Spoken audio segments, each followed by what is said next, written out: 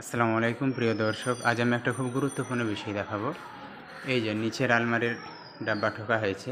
এবারে আমরা যখন উপরের আলমারির ডাব্বা ঠুকবো, ওয়ালড্রোব ঠুকবো বা ফিট করব, তখন আমাদের একটা বিষয় চিন্তা করতে হবে যে টক করে যে মিলে যাচ্ছে, এখানে টক করে এই যে হাফ, এদিক থেকে হাফ আসবে, ঠিক আছে।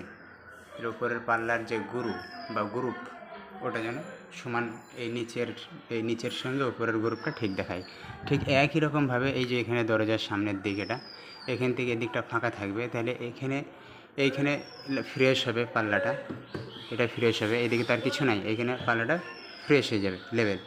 তাহলে যে গুরু, তাহলে এই পাল্লাটাও যেন এই পজিশনে ফ্রেশ হয়, এই পজিশনে যেন উপর পাল্লাটা ফ্রেশ হয়। অতএব এই টক্করটা আরও এইদিকে সরিয়ে আনতে হতো। এখন উপায় কি? এটা যেখানে সরানো হয়নি, এখন উপায় হলে এখানে 6 mm অর্থাৎ 2 সুতো একটা প্লাই মারতে হবে, 6 mm প্লাই একটা মেরে দিতে হবে। তাহলে এই গুরুটা এই নিচ থেকে উপর পর্যন্ত গুরুটা সমান দেখানো যাবে, ঠিক আছে।